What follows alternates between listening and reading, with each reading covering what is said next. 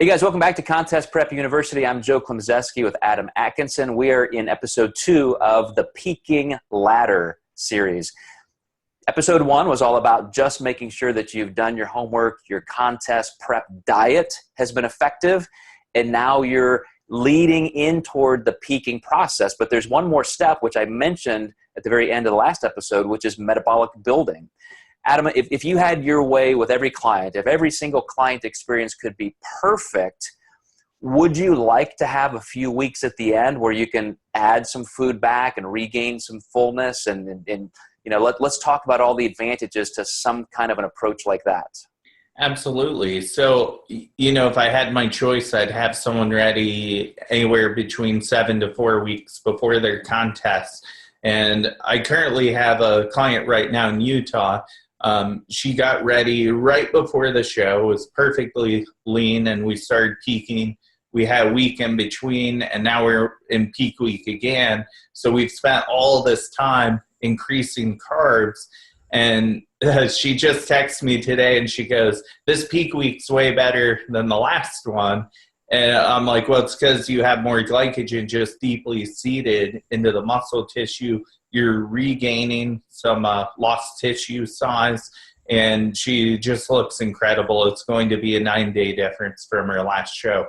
So it definitely makes a huge difference to have time to enter that metabolic building phase before you actually enter peak week. Yeah, it is such an advantage to having that much normalcy back in your metabolism. You not only end up looking way fuller, but you still get tighter. You're still getting leaner. Your thin is going to appear thinner, even though you're escalating carbs. And that helps you actually become more carb resilient. So you're not going to get those times of spillover that you might as a little bit more of an endomorph on that end of the continuum. But yeah, I mean, this is a no-brainer. When I have a client, you mentioned in a previous podcast, you love to have an entire year with a client because you can take them not only through that off-season transition into the pre-contest, but always saving enough time for this. And I'll tell you a story as well. I have a client who, you know, won her first pro title last year, ended up in the top 3 at Worlds. Now she's getting ready for another run at this year. And unbelievably, I mean, she did fantastic last year. Now she's already eclipsing that, and the fact that we still have a month to go. She's leaner than she was last year. We're already approaching the amount of food we had last time with time to build. So she's going to show up looking not only just as lean as last year, but with an immense amount of size and fullness advantage that she just didn't have last year.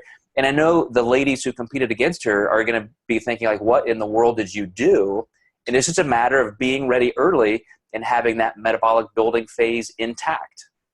It helps so much. One thing I've noticed too, if you do have a client spill over, usually their metabolism's much faster than just a small bump down, just tightens them right back up again. There's just so much more control with it. Mm-hmm. Yeah, and that leads into, you know, some of the things we're going to talk about in the next couple episodes, which is if you're choosing a macronutrient methodology, and we had a series on this as well, you know, backloading, front loading, undulating loading, progressive linear loading.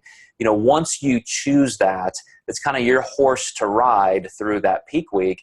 In a metabolic building phase, starts getting all of those variables, carbs and water and sodium and minerals, heading in the same direction.